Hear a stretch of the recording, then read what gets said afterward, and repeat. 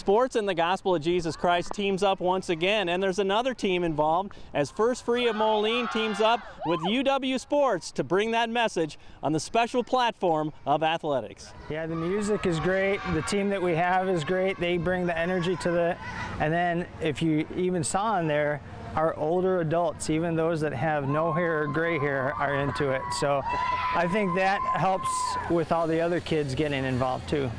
We'll talk about what the whole week is about. I mean, the underlying message is obviously the gospel of Jesus too, but I think part of the appeal is for a lot of the kids is the sports element, and kind of bringing those together is a pretty big deal, right? Yeah, this year the theme is with the Olympics, it's Go for the Gold, and so those are the themes that they talk about each day. We've talked about what it means to have teamwork, perseverance, different kind of principles that help them to learn what they can use that on the sports field, but also in life. And so it's been exciting to see. When things settle in for Bible time, what is that part like too? Do you find the kids to say, you know what, I'm going to sit and listen to this too? Yeah, they love listening to it each day. We have a coach's huddle where the coaches go through a devotional that's based on the theme for that day, where they interact with them in smaller groups.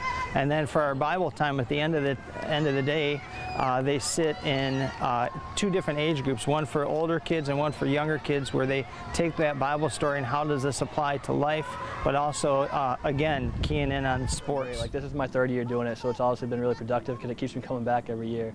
But even in the Bible, like Paul says so much how he relates the runners and sports and to the gospel and everything, and so it is a great platform just to be able to connect sports. We connect so many stories, and just how they had to persevere and use teamwork and show respect, and how that plays into being a Christian also. And it's really cool to connect sports and ministry all together, and it's cool when we have Bible time like that. We have a little thing called an Evangel Cube, and what that is like a little 6-step guide to the gospel, and it helps the kids stay attentive because it's a lot of pictures. And so it keeps their attention there, but also shows them physically like what's going on. And so when you connect your story to that story, to God's story, and then you connect all those together just like that, the kids just zone right in. And I've had opportunities where I've witnessed to several kids in a big group.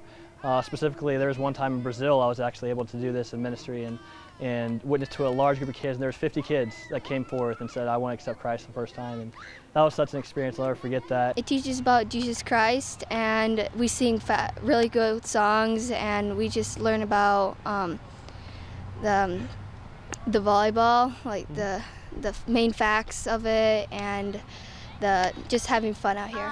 I'm a coach for volleyball, and I'm responsible for teaching all these wonderful children the basic skills of volleyball and basic things that they'll need to know about being on a team and things that they can apply to their life. How much fun is it for you too? You've probably been to camps before where the name Jesus doesn't come up, you know, and it's kind of the #1 statement here, you know, where Christ fits into our lives. It's pretty awesome being able just to like talk about it and not having to worry about getting rejected for it or anything. It's really nice to be open about it. How have you found that God's principles work for you as an athlete and a student for that matter too? You know? For me as an athlete, I think I can apply it not just because I go to a Christian school, but it helps me be respectful to the other teams that we're playing and be encouraging to them, even though if we win or even if we lose. Well, how much do you love your new friends out here too? Huh? I love my friends. And we've seen more kids come to our sports camp because of that sports theme to it. And then being able to make the connection each day, there's a different athlete that they highlight and a story and how that relates to their faith. And so that when these kids go back and they watch the NBA finals or the Olympics or different things like that, and they see that athlete, they can make that connection. Oh yeah, that's right, they're a Christ follower and this is their story. One of the big stories probably will be the end of the week when we talk about Tim Tebow, and maybe we'll start seeing them Tebowing all over the place.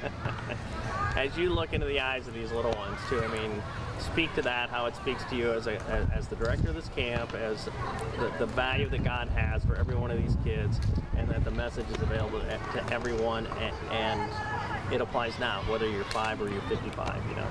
Yeah, it's just reaching the kids of our community. We've done a lot of partnering with this school. To actually have a camp at a school, a sports camp, is a God thing because of the relationships that we build. And so we see these kids doing our Good News Bible clubs during the year, and then through our Awana, and so we're seeing these connections, and just to be able to see that kid for that first time, it clicks and they understand, and you can sit down and pray with them, and then try to make that connection with the family afterwards. So it's great to be able to have God use us in that way. God's grace is enough, you know, and He's going to use my story. He's going to use me.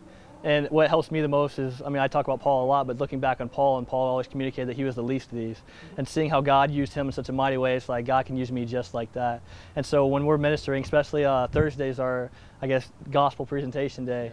When we're doing that and seeing these eyes, like the eyes of these kids just open up for the first time. Like all of a sudden, like you can tell, like they know there's a difference. There's something else there. Like they're grasping onto it, they're clinging onto it.